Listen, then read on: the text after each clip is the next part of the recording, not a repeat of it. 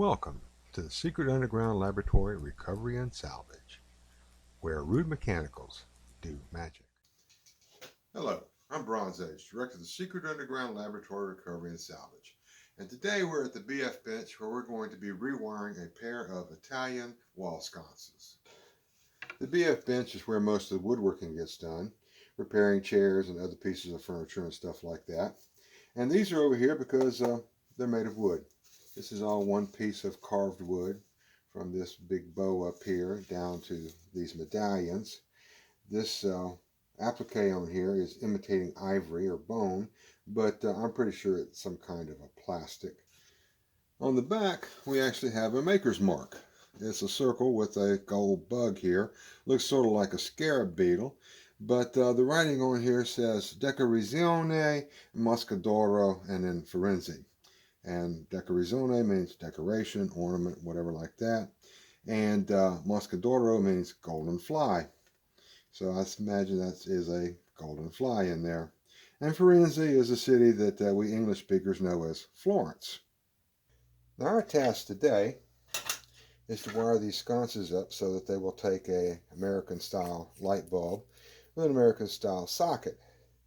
And the problem is this candlestick, along with this nice little candle cover here, is all one piece of wood. And the socket itself, which is a little too large for the American bulbs, is plastered inside this piece. So I've got to figure out some way to get that out and to put this piece inside it.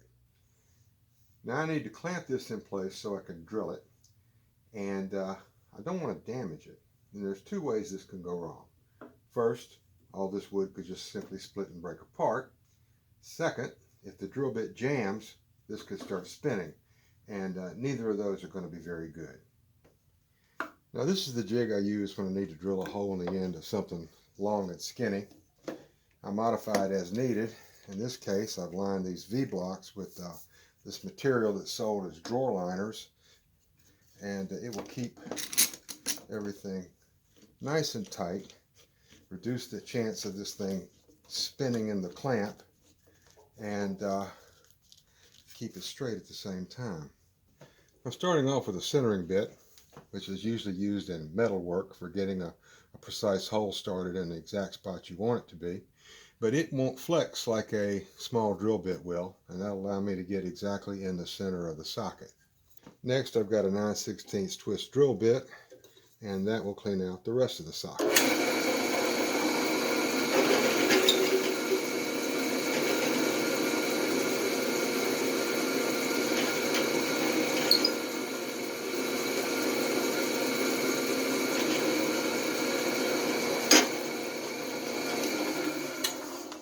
And that pulled it out pretty easy.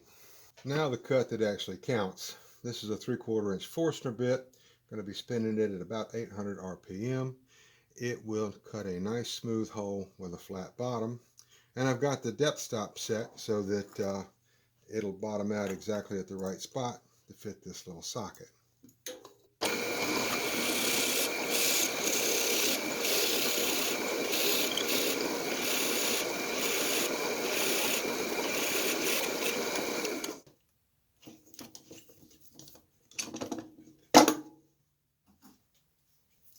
And this is the way the setup is going to work, with this nipple on the bottom of it.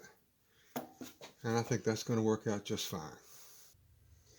Now with all the candlesticks drilled out, I can pull the arms off. We'll take them over to the lamp bench where we'll do the wiring. Now this looks like a fairly simple wiring job. It's just two short pieces of steel pipe, but there's a couple problems. First, the wire they used is a little bit smaller than what we're going to use. This is 20 gauge, smallest I really want to use in any kind of lighting application for US light fixtures. And then second, here on the back where the wire comes out, that's a very small opening. And I'm going to have to open that up if I'm going to have any hope at all of getting a wire this big through this pipe. For this job I've got soft jaws made from carpet padding, which are held in place with rare earth magnets. And that'll hold this down nice while I grind this out with a router tool with a carbide tip on it.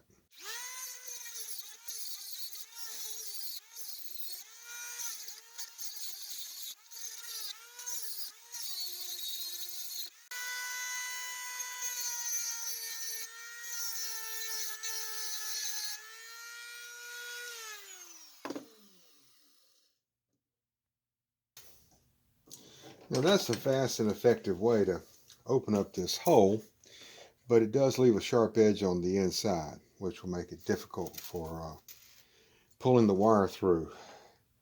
So take care of that problem. I've got a little piece of beaded chain here. I'm going to drop down the pipe and use it to wear away that edge.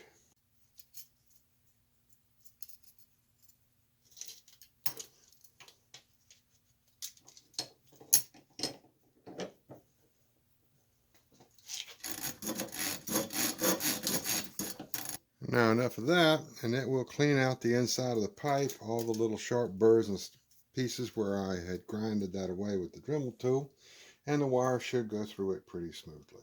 Now I'm going to give the same sermon that I give in every video about rewiring lighting. Lamp wire is multi-stranded. That means that there's a bunch of little tiny wires in here.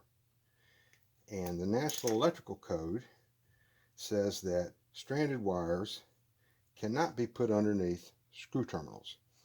They will splay out, they'll get loose, and that leads to problems. So the solution to that is to put a little drop of solder on the tip of each wire, which is called tinning, and it turns all these multiple wires into one single wire. It doesn't take much, but just a drop, and it will bind all those wires together.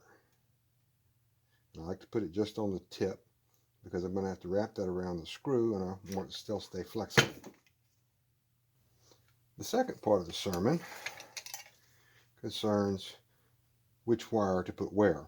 Now we've got a silver screw and a brass colored screw, and the wire itself has one side that has ridges and one side that's smooth.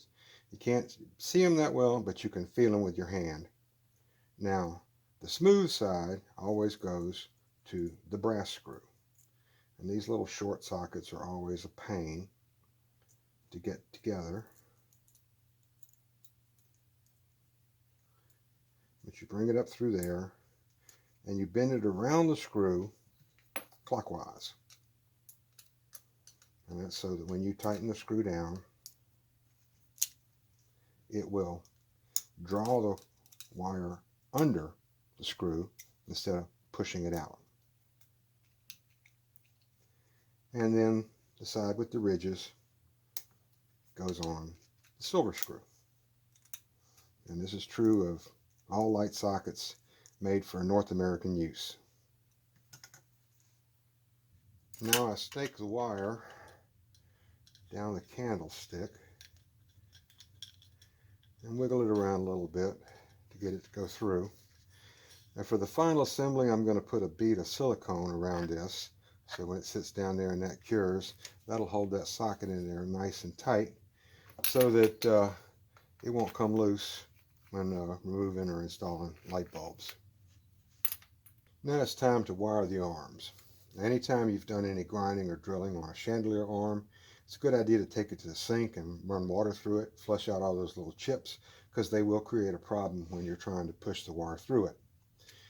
I always use a little liquid furniture wax as a lubricant so that the wire will slide through as smoothly as possible. That's the goal. And just push this through. When it gets around there to that bend, it will get a little bit tight. And I've got a pick here I can use to pull this up.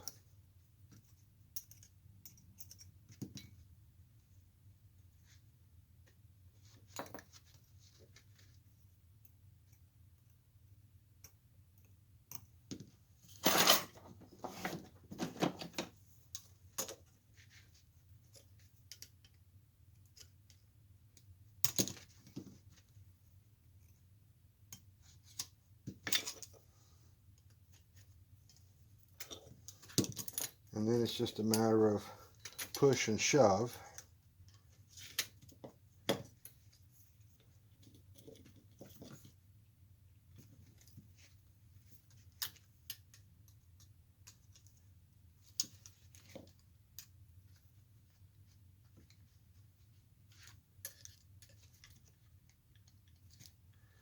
Just about there. Once we're past that solder joint, it should slip without too much work.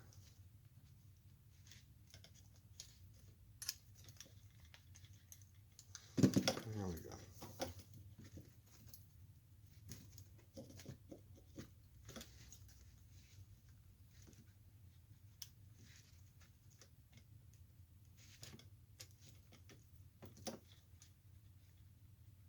And it always helps to have a third hand.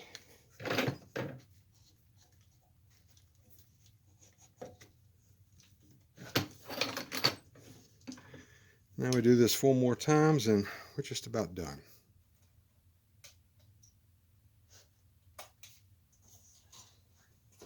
Well, this is Bronze Age from the Secret Underground Laboratory. I appreciate you sitting through this video about the golden fly sconces from Florence.